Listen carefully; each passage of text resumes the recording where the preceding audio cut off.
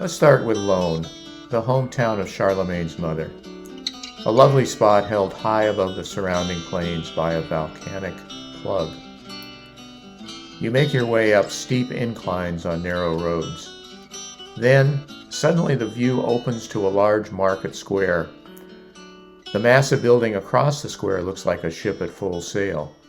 Huge flying buttresses, clusters of statuary. Inside and outside, it's breathtaking. A statue of mother and child crowns a high pitch of the roof.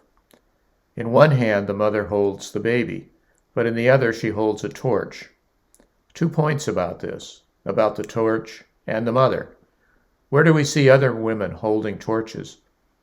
One, of course, is our own Statue of Liberty, a gift to the U.S. from France.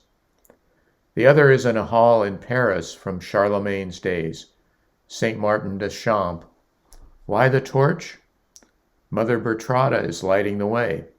She's leading the charge. In another statue in Loon, mother and child are decorated with gold, which is also worthy of note. From what we see, gold honors heroes. In the Iron Age, golden jewelry venerated dead heroes in burial chambers. In response to grave robberies, the gold went into the halls. Here we have a wood carving decorated in gold. This gold likely honors native daughter Bertrada and son. Ceilings are another clue to Celtic design. Even in the Iron Age, the ceilings were precisely and mathematically engineered. About this time, a major development took place in architecture, and it may have happened in the Carolingian era, the arch. By redistributing the weight of the roof, arches, vaulted ceilings, and domes were born. Celts celebrated this innovation too by putting arches over the heroes. Before we leave Loon, let me just point out that other statuary of women here has been beheaded and defaced, including this one where the baby has been pried from the arms of its mother. This appears to relate to the Christian conquest, when Celtic halls were repurposed as churches, males glorified as gods, and women excluded. One last thing, notice these animals at the top of the hall in Loon, and in the entryway to the hall in Saint-Denis. We'll come back to them later. Our next stop is Kortrijk, now in Belgium, where Charlemagne himself stands at the entry to the hall as though he's personally greeting you.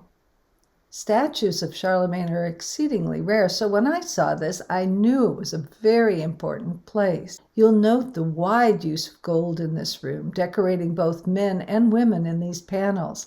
So we're supposing that this is a heroes' hall with gold decorating people for valor and achievement. The city hall here also gives us a glimpse into the ancient public domain. It's still a favorite place for weddings.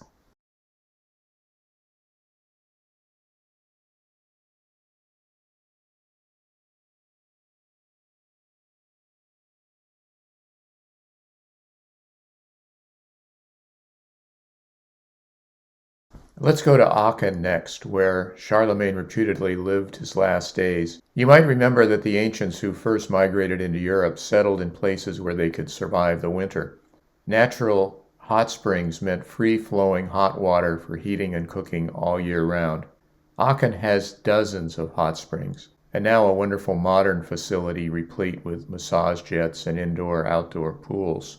The name Aachen probably means waters, ach relating to aqua, and the en making it plural. As typical in these Frankish thermal health villages, there are extensive parks and gardens right next to the baths, and a castle named Frankenberg. In the hall, you see an octagon supporting the domed roof, which seems to have been a design favored by the Carolingians. The market square here still draws fairs and events, another favored component of Celtic life. Charlemagne's son founded an abbey in Aachen. Recall that women founded many of the early abbeys, and evidence suggests that abbeys were secular centers of learning and production. Likely the early abbeys welcomed both locals and wayfarers, and only later made abbeys male-only as part of the Christian conquest. The next stop on our tour is Prüm, where there is an abbey founded by Charlemagne's grandparents.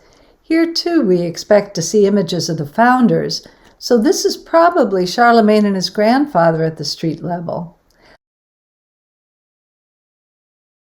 High in the alcove is likely his grandmother who founded the abbey and may have even been the architect. Inside we see the statue of a woman holding architectural symbols, calipers, and a column. Trier, our next stop, is a place of huge importance because it was here that the Franks defeated Constantine's armies and ultimately ousted Rome from Europe. Before Rome had its European headquarters here, Trier had been the domain of a Celtic family, the Trevori. Trier sits on the Mosel River, one of the premier wine-producing areas of the world. Romans likely overtook the Celtic baths here, too, and repurposed the Celtic abbey as their headquarters. Lorsch Abbey, one of the 4 abbeys Charlemagne founded in the Odenwald, is particularly fascinating. This is the only one of his abbeys with such visible traces from Carolingian times. Here is a Lorsch ivory carved book cover that was produced in the scriptoria and dates back to the year 800, of rare African ivory. This front cover now belongs to the Victoria and Albert Museum in London, separated from the rest of the book. But we want to show you the panels here in some detail, since we've seen Charlemagne and his mother and grandparents already. Do you remember the animals keeping watch at Laon and Saint-Denis? That's what caught my eye about this Lorsch ivory. Here are those same little horned animals. Let's look at the 3 main figures. Front and center you have a mother and child, reminiscent of the mother and child statues at Laon. So maybe that's still Bertrada and Charlemagne. Let's assume that. And since Charlemagne founded the abbey here, maybe the renowned scriptoria at Lorsch is honoring him as a founder. His father was another founder of an abbey with his mother at Prüm, so that's probably Dad on the left. Looks correct under lovely arches that were so important to this era. Looking to the figure on the right, though, what do we have? It looks like a woman, and that would be consistent with the grandmother who founded the abbey at Prüm. It sits high on the alcove there. She has a woman's body, shoes, clothing, but a mustache and beard? Really?